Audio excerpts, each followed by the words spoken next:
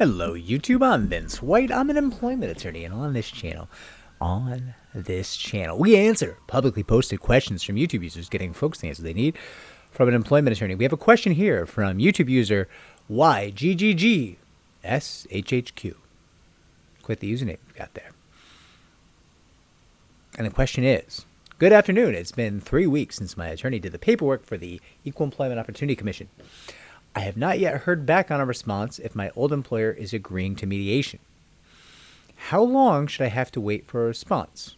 And when should I contact my attorney for an update? Okay, so first and foremost, that's fairly normal. If you filed,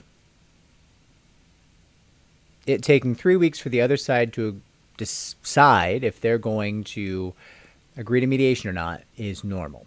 Now, often our firm will make a demand, like say, hey, if you want to settle this case, you've got 10 business days to negotiate with us.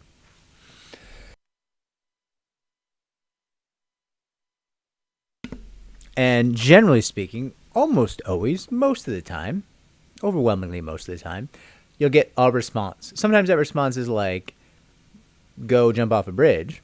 And other times that response is, how many zeros? But there's a spectrum, and, most of the responses are going to come between those two things. You don't always receive a response to that, to be clear. Sometimes you have to just go ahead and file. Now, it doesn't sound like that's what you did. It sounds like you actually just filed. That's great. Very aggressive move. I love it.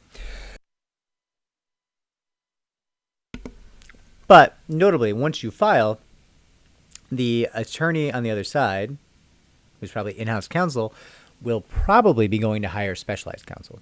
Employment counsel, employment defense counsel specifically. And that can take time because we are hyper specialized. And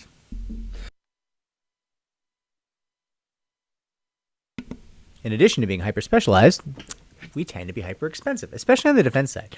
On the plaintiff side, we work for a percentage generally of what we win, so it's not so crazy. At least not up front. Once you win the money, it can get pretty wild. But on the defense side, they're going to say stuff like, yeah, not a problem. $1,600 an hour. We bill to the nearest quarter hour. And minimum retainer, let's call it $25,000. Now, that's not going to break most employers, but it's also not the cheapest thing, right? So, in-house counsel probably has to go to the CFO or somebody else, maybe the board, and get the money to hire specialized defense counsel. This takes time. You must interview specialized defense counsel. You must get prices, probably from multiple firms. You have to hear their strategies, discuss it with the CFO, discuss it with the board, whatever the process is for getting a big check funded for a law firm to hire them, right? Now, is that going to happen in 3 weeks? Probably not.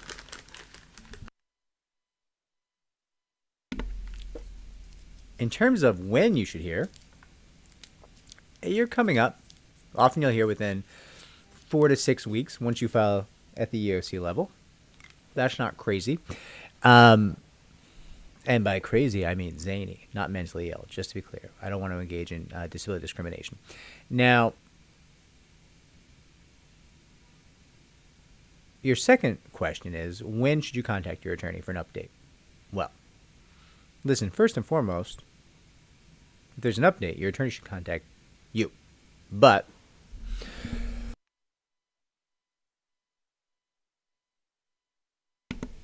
early on, it's not unreasonable to contact your attorney every 2 weeks. Once the early negotiations die down, I would move that to monthly. And then somewhere along the way, you're going to get a position statement. There's going to be a flurry of activity with your attorney. You're going to be working hand in hand, collaborating to draft a rebuttal. During that period, you'll be talking a lot more than every other week. So it's different phases, right? There's different levels of contact during different phases. Now, that being said, if a special occasion comes up, if you have a specific concern or a question, presumably your attorney is being handsomely compensated, right? I mean, that's generally the case.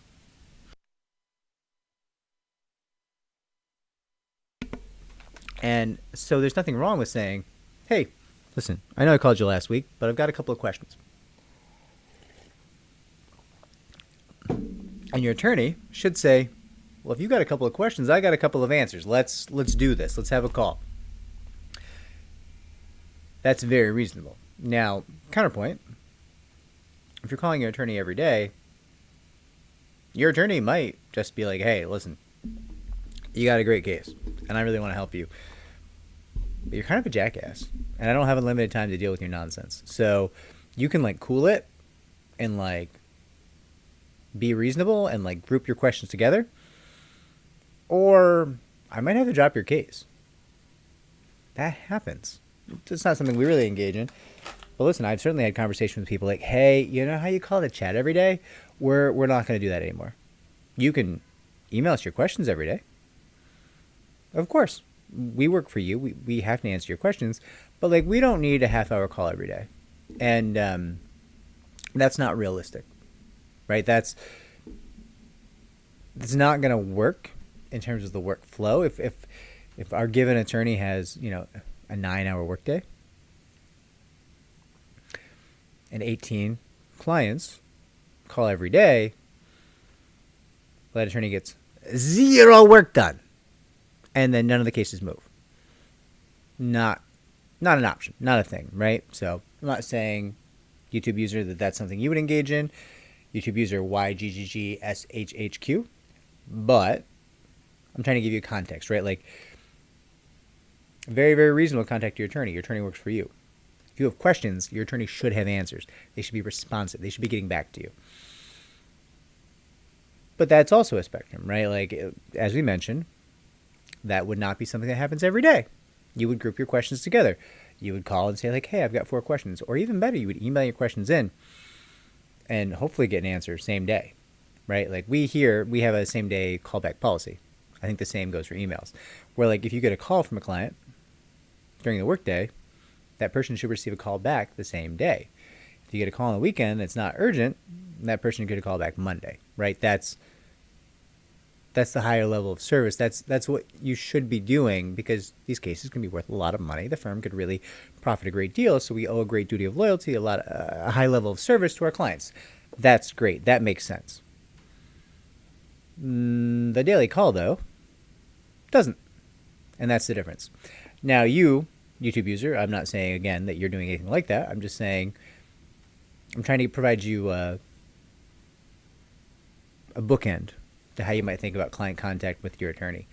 But overwhelmingly, it sounds like you're being very reasonable, and you should feel very comfortable contacting your attorney, especially at this point. Early on, there's more contact because there's more that can happen.